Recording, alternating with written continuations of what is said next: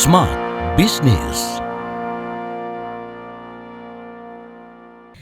Smart listeners, percaya nggak sih di dalam kehidupan kita tuh gak hanya apa yang terlihat aja itu yang ada gitu, tapi apa yang gak bisa dilihat atau cuma terasa sebenarnya tuh juga ada loh. Yang salah satunya mungkin bisa kita sebut sebagai energi, dimana kadang ini bisa jadi daya ungkit dan pendukung begitu ya dari effort yang sudah kita lakukan.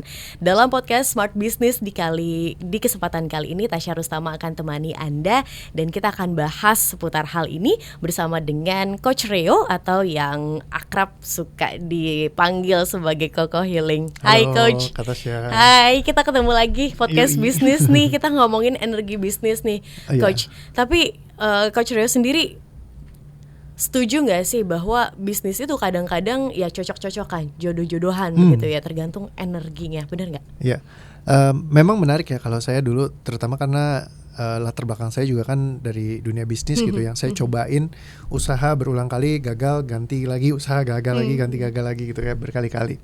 Nah, terus ada satu momen yang cukup menarik ketika dulu salah satu kayak partner saya, dia bilang gini, bro, kamu harus coba ikut training ini gitu. Jadi kayak dia ajakin ke training gitu, trainingnya 3 hari. Nah, dia bilang ini membedah tentang alam bawah sadar manusia. Hah, apa tuh alam bawah sadar gitu kan? Dia bilang ternyata manusia itu ada pikiran sadarnya, terus ada alam bawah sadarnya. Dulu dia bilangnya gitu. Tapi ternyata kalau sekarang lebih dikenal pikiran bawah sadar. Nah, jadi kayak di kelas itu tuh saya ada satu sesi yang namanya forgiveness therapy. Itu menarik. Jadi kayak terapi memaafkan lah gitu. Nah, jadi singkat kata kayak dihadirkan orang tuanya, terus kita disuruh minta maaf kayak gitu. Mereka juga kayak diilustrasikan kayak minta maaf sama kita. Nah, di masa itu tuh aku bingung gini, karena kan hubunganku baik ya sama orang tua aku. Sama mama papa tuh kalau datang bisa peluk-pelukan gitu. Biasa kan orang jarang yang peluk-pelukan, apalagi kalau dari kayak keluarga Chinese tuh agak kayak sungkan gitu buat. Ya, tapi kalau aku tuh udah biasa peluk-pelukan, ketemu mereka juga happy-happy gitu. Pas lagi sesi itu aku bisa nangis luar biasa banget sampai yang kayak kebawa banget sama emosinya, yang kayak marah, keselnya aku tuh ternyata banyak banget yang ketampung dari masa lalu, itu kebuang semua di situ. Jadi pas meledak-ledak nangis-nangis, abis selesai tuh kayak leganya luar biasa, kosong, bener-bener selesai. Nah, semenjak dari situ aku ngerasain kayak kelegaan yang bener-bener luar biasa banget, kayak tenang banget. Abis itu yang lucunya, saya lagi ngerjain bisnis itu udah ada 1,5 tahun saya kerjain bisnis, salah satu usahanya saya itu yang barengan sama partner yang ini. Usahanya tuh nggak jalan gitu, jadi kayak udah dicobain, gagal lagi. Tiba-tiba pas hari itu tuh ada transferan masuk ke rekening. Wah, lumayan ya, ada 600.000 gitu. Terus wah, ini mungkin rezeki nomplok nih dapat dari ini gitu ya. Wah, money magnetnya jalan gitu kan. Tapi besok nggak tahu lah bener nggak apa. Pokoknya jangan berharap deh gitu. Terus besokannya lagi transferan lagi 500.000, transferan lagi 1 juta, ada transferan lagi. Pokoknya setiap hari sampai hari ini belum pernah berhenti. Wow.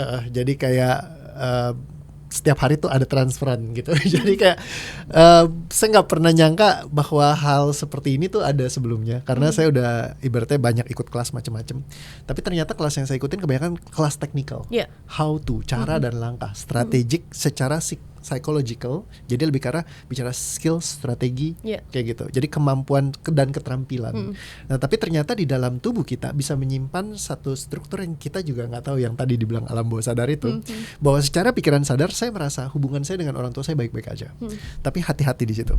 Bisa jadi kita berpikir baik-baik, tapi tubuh kita berkata lain. Nah, jadi ternyata di alam bawah sadarnya itu sampai yang nangis-nangis energinya, vibrationnya begitu luar biasa masif.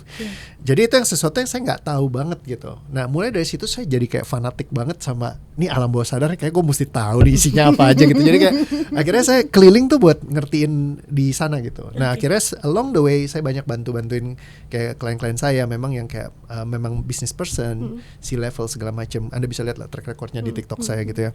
Nah, itu memang ketika dibantu mereka ngerasain kayak performance mereka tuh naik banget gitu. Kalau saya ngerasain lebih karena gini, karena kita di Indonesia misalnya selalu didoktrinasi namanya sama orang tua itu kita perlu hubungannya baik, ya kan. Kalau anak durhaka biasanya rezekinya Seret. kayak gitu ya. Jadi itu udah ditanemin dari kecil Iya. kan. Nah, karena ditanemin dari kecil itu jadi kayak base foundationnya dalam sistem kita. Sehingga secara pikiran sadar, mungkin saya pengen sukses, pengen berhasil. Secara bawah sadar, tubuh saya tuh masih, lu nggak layak berhasil deh, lu masih nyimpen dendam kayak gini, masih benci sama orang tua lu sebenarnya. Jadi walaupun di pikiran baik-baik aja, tapi di bawahnya belum kan.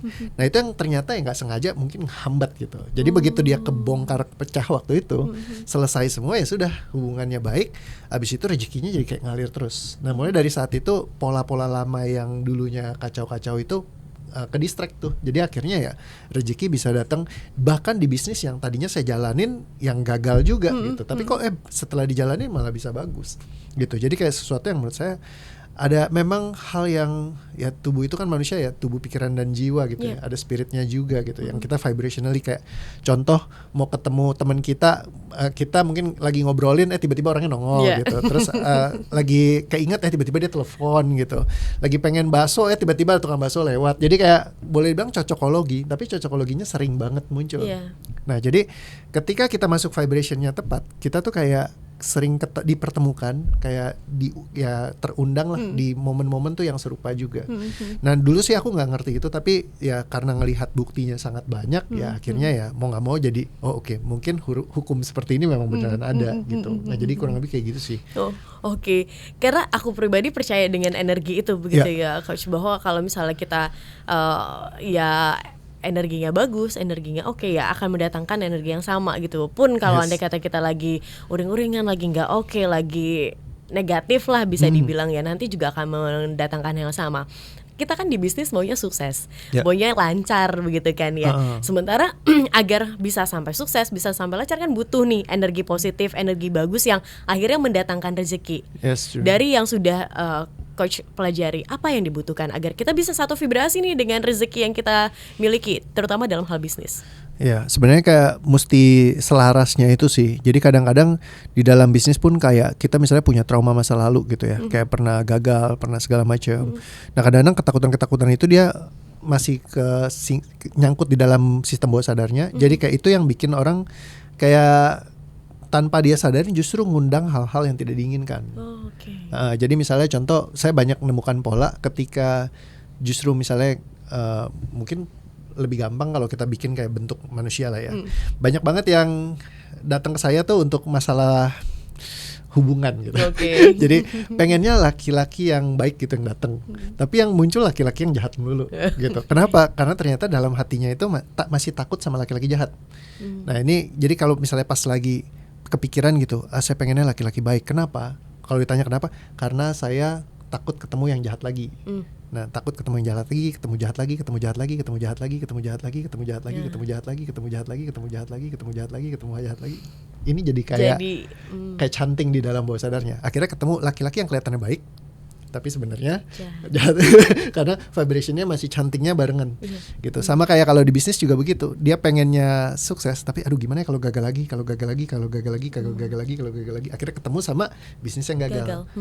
Jadi semakin kalau kitanya beresin, dia jadi nggak ada energi yang mancingnya ke vibration yang lain gitu. Benar-benar ketika mikirin bisnis, kenapa kamu bisnis pengen berhasil? Bukan karena saya takut gagal, bukan karena saya takut miskin, bukan karena saya takut susah. Tapi benar-benar saya pengen bisnis ini berhasil karena memang saya mau ini berhasil. Karena saya memang pengen bikin keluarga saya lebih happy, bahagia semuanya. Pokoknya pengen ningkatin kualitas hidupku. Jadi kayak secara vibrationnya kayak gitu, di belakang sini udah kosong nih, udah gak ada lagi yang negatif. Kita akan invitingnya yang benar-benar yang kita mau. Nah, jadi dia clean, benar-benar selaras tubuh, pikiran, jiwa, inline. Kayak gitu. Wow. Ini saya pelajarin ketika saya membesarkan anak, Coach, di mana saya ilmu parenting bilang bahwa dunia tuh nggak menerima, mereka tuh nggak menerima ucapan negatif. Jadi kalau nggak boleh makan es krim, mereka nggak tahu nggak boleh, tapi boleh makan es krim gitu. Berarti ini konsepnya sama ya dengan itu. Ya mungkin dalam hal ini mirip-mirip karena kalau misalkan untuk lebih karena kalau misalnya mau ngeset goal sih. Jadi kayak kalau goal itu jangan dimasukin yang negasi. Dan juga kita mesti menghindari misalkan contoh ya, kalau berdoa itu jangan yang kayak Tuhan selamatkanlah aku dari mara bahaya. Nah misalnya kalau berdoanya selamatkan aku dari mara bahaya, artinya kalau mau diselamatkan dari mara bahaya, kita harus ketemu yang namanya Mara bahaya. mara bahaya. Jadi dalam satu doa yang sama kita mau diselamatkan dari mara bahaya. Jadi kamu harus ketemu mara bahaya terus, dulu. karena kamu nggak sengaja kamu ngundangin di dalam doanya kamu kayak gitu. Jadi doa tuh jangan pengen lunas hutang, karena kalau mau lunas hutang berarti harus ada hutang dulu baru bisa lunas. dilunasin. Jadi kalau misalkan nanti udah mau lunas hutangnya, dia harus ke-maintain doanya, karena setiap doanya adalah lunas hutang. Gimana mau lunasin hutang kalau hutangnya selesai? Jadi sebelum hutangnya selesai akan ada muncul hutang baru dulu, supaya bisa terus berlanjut doanya melunasi hutang, kayak gitu. Nah itu pattern unconscious sih, bawah sadar ya, menarik memang. Kayak gitu. Dan ini erat banget kalau misalnya kita ngomongin di bisnis kan, karena ya walaupun bisnis terlihat bisa kita jalani, bisa dirasa gitu, tapi energinya ini yang nggak kelihatan, ibaratnya absurd begitu kan ya, Yes, sure. Coach, nggak bisa kita pegang dan cuma ya bisa tercipta ketika misalnya dari pola itu ya.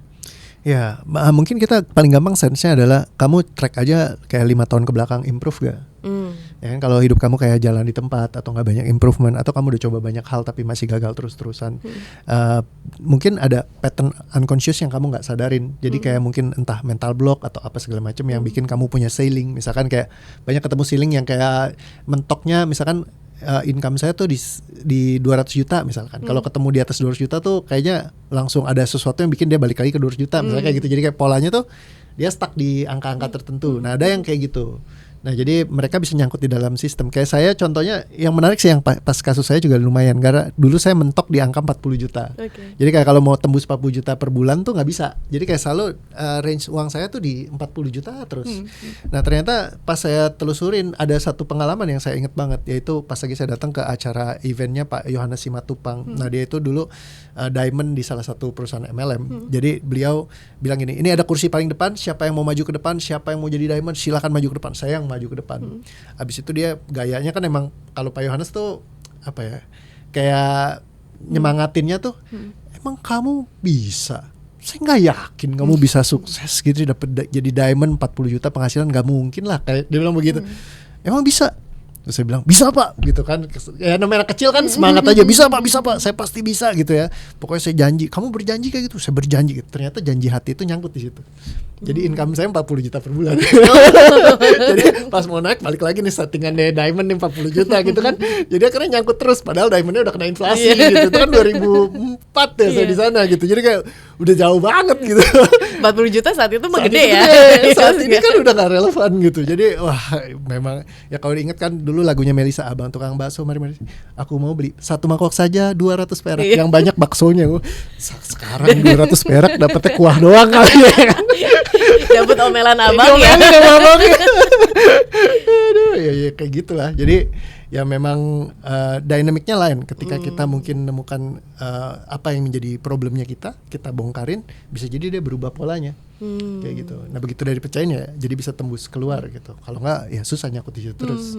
Ngejaga energi bisnis ini biar sinkron terus gimana, Coach? Kalau misalkan sebenarnya kalau udah dibongkar, dia akan beda termostatnya. Jadi jalurnya akan lain. Kalau ceilingnya masih nyangkut ya dia susah buat ditembus ke atas. Tapi once dia udah ketembus, udah lebih gampang tuh. Nah ibaratnya kayak gulungan momentum tuh kayak bola salju, yang kegulungnya tuh lebih gampang karena dia udah nggak ada yang kayak ngehambatnya lagi. Nah jadi ketika dia memang dibongkar dengan benar, itu dia bisa ke level yang lebih tinggi. Tapi nanti kalau udah muncul mentok lagi, nah kita mesti telusurin lagi tuh, apalagi yang nyangkut. Nah jadi kadang-kadang nge-break itu mungkin kalau aku senangnya kayak dari baca buku gitu kan. Kita jadi tahu oh insight apa nih yang ternyata yang berbenturan sama keyakinan kita dulu.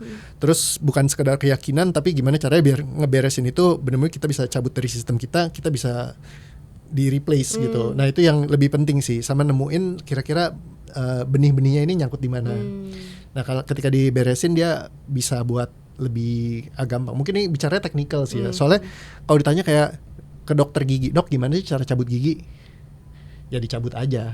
Ya kan, cuman buat nyabut gigi tuh ada sekolahnya sendiri gitu sampai bertahun-tahun kan ngambil udah jadi dokter ada spesialisasinya lagi gitu kan. Jadi kayak nggak segampang itu juga. Tapi ya buat mereka memang seperti itu gitu. Nah mungkin kalau ya kayak tadi ya yang bisa saya sarankan adalah ya ngeberes-beresin strukturnya ini. Jadi kalau misalkan strukturnya dia rapi, akan lebih gampang buat dia mungkin meraih apa yang dia mau.